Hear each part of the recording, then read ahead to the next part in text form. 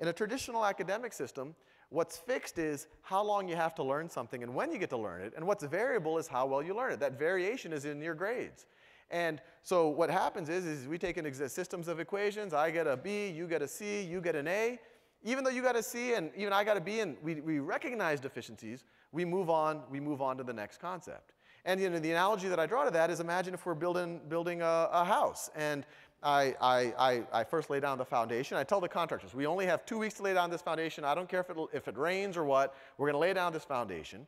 And then 2 weeks later, the inspector comes and says, well, it's all right. It's about 80% structurally sound. And you say, great, that's a C. That's passing. And then you build the first floor. And once again, you say, you only got 2 weeks to build this first floor. I don't care if it rains. I don't know if you're missing a shipment of nails. I don't care. Do what you can.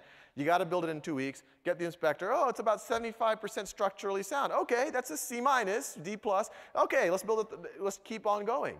And so all of a sudden, when you build the fourth floor and the whole thing collapses, you don't know what happened. But it's pretty obvious. You had all of these structural deficiencies that were happening. And that's exactly, at least in my opinion, what's happening to a lot of otherwise very smart, very motivated students. They're doing well. They're getting Bs. They're even getting A minuses. And then all of a sudden they hit algebra and they're like, oh wait, I don't get math anymore. They hit calculus.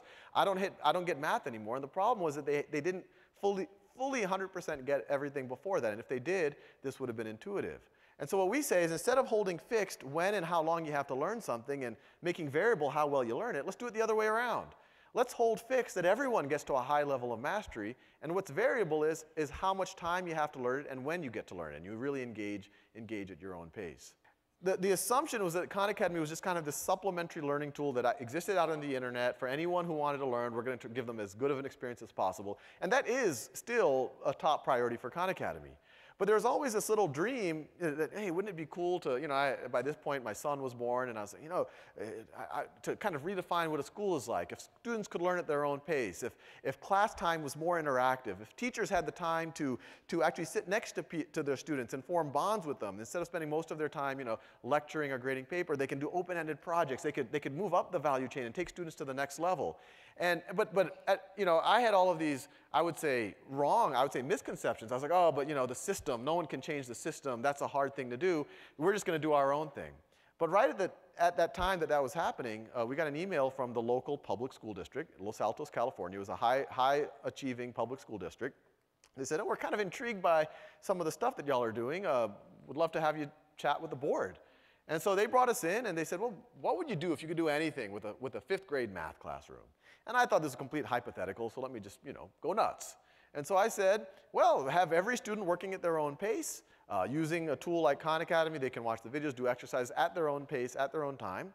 And what I would use class time for, since you have the humans in the room then, I would make that as interactive as possible. I wouldn't have the teacher at the chalkboard. I would have he or she having data analytics on where every student is, maybe pairing students together, doing small work groups with different students, and frankly leveraging a lot of the hopefully freed up time to do open-ended projects, to do computer programs or painting pictures or doing something that's fundamentally creative. Because if you let every student work at their own pace, the students who, yes, that happens still. Some kids race ahead, some kids start a little bit slower. But if you allow the kids who start a little slower to really build their fundamentals, repair their foundation, repair their first floor, and we see that happening with that blue student right over there, the same student that you thought was one of the below average students 10 days into it, 2 months later ends up being the second best student in the class. When people imagine technology in the classroom, they always imagine kind of this Vulcan or Borg reality of a bunch of kids, just kind of doing problems all day. And the one thing that we emphasize, if used properly, we think technology actually has the exact opposite effect. It takes a classroom that's fundamentally passive and quiet with someone lecturing and all the kids kind of, are taking notes, and turning that into an interactive experience where students are allowed to talk to each other, where they're allowed to talk to the teacher, where they form bonds with the teacher. Now, once you let every student work at their own pace and it's not a lecture model anymore, it completely liberates what you can do. We really are at one of those crazy times in I think, civilization, where we're at this inflection point. Information, the cost of delivering it is getting close to zero, or pretty much zero. The world is getting more connected. And if any kind of survey of history, you see at inflection points in history that new institutions emerge. And we're hoping, and once again, it would seem delusional when I was literally operating out of a closet, but now more and more it seems possible that over the next 10, 50, 100, 500 years, Khan Academy might be that institution that allows people to get education the way that we get we get clean drinking water now. My dream is to be a lifelong learner. Like, I think that's the highest high someone can have. This is the most exciting thing that I could be doing with my time. I actually want to see a world where you don't have age associations, that it's all mixed age groups. You still have people who are your own age who kind of understand life at that stage. And you also break down barriers between classrooms. Why are you separating physics class from calculus class, from algebra, from chemistry, from art? They can all happen, they can start to happen simultaneously. If you're not lecturing anymore, why do you have to separate teachers into separate rooms? It's actually very isolating. That, you don't get to see what the other teacher is doing. You don't get to collaborate the way most people who get to work at jobs. So why not, instead of having one teacher and 20 students and another teacher and 20 students, why not have 2 teachers and 40 students? Same ratio, but now all of a sudden they can interact and they can kind of tag team with the entire class. Hopefully, Khan Academy will reach as many people and give them that love for learning, so that instead of having 1 out of every 5,000 people understanding quantum physics or cancer biology, you have 1 in 5 people understand it.